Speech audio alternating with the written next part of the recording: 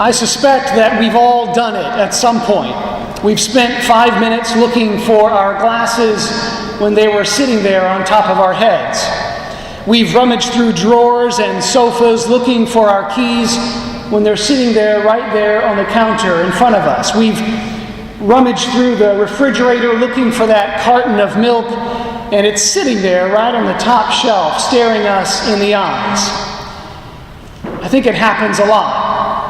We look past the thing that we are looking for when it's right in front of our eyes.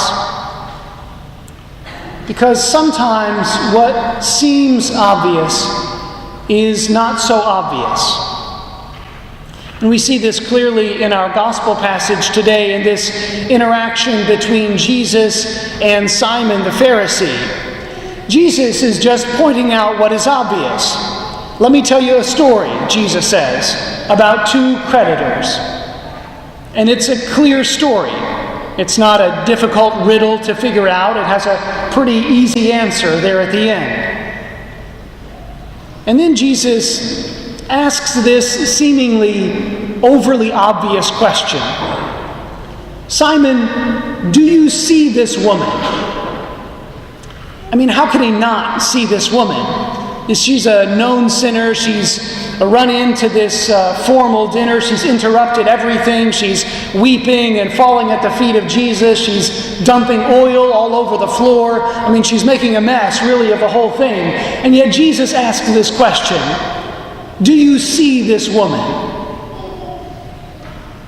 But it's not so obvious, because it's clear that he has not seen this woman. What he sees is this woman's sin.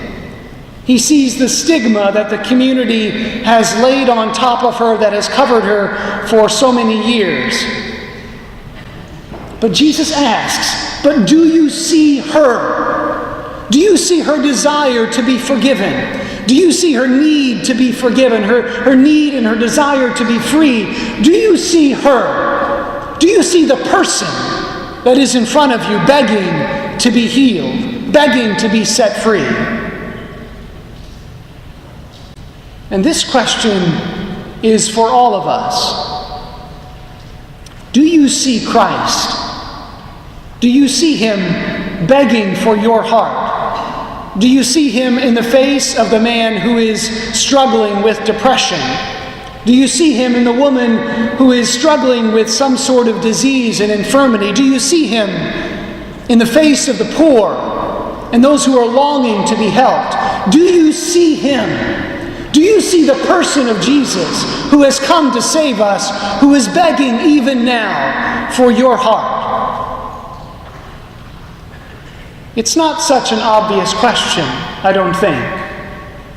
Because sometimes, even here at this Eucharist, we can overlook him. We sing well, and we wonder how long the homily is going to go. We celebrate the liturgy. We do what the Church asks of us to do.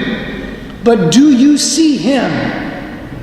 Do you see him? I mean, this is what it means to be justified, as St. Paul speaks about in that second reading.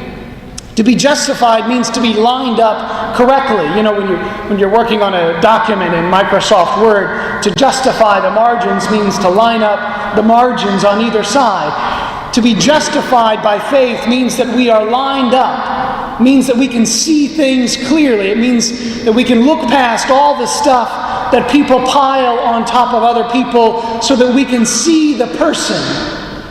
This is what it means to look with the eyes of faith.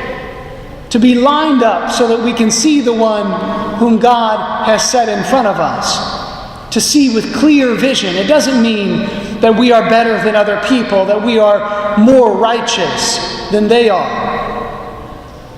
It means that through the gift of faith, God has allowed us to see things rightly.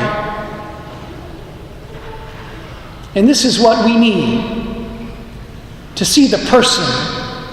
Not to see the sinner, not to see the disease, not to see their poverty, but to see the person that lies beneath it all. My friends, this is what we need more than anything else, to see Christ.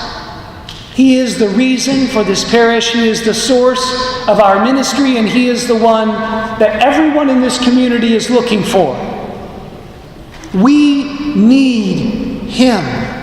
We need desperately Christ. This is the reason that I was ordained a priest, and I hope that this is the reason that you are Catholic and why you are here today, to see Christ and to know that He has come to save us. And I hope that you all know that I am here as your pastor because I am looking for the same thing that you are looking for. I want to see Him. I want to see His face in your faces. I want to see Him working in the ministry that we do. I just want to see Him.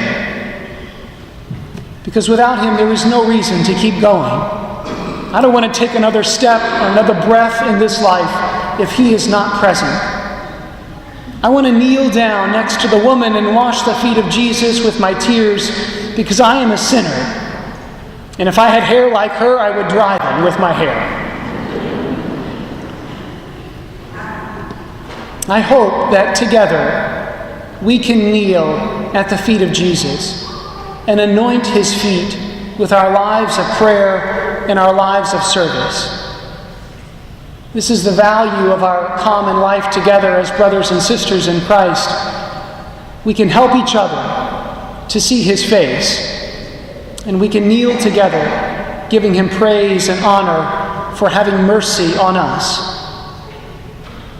But we have to be careful, because none of this is obvious.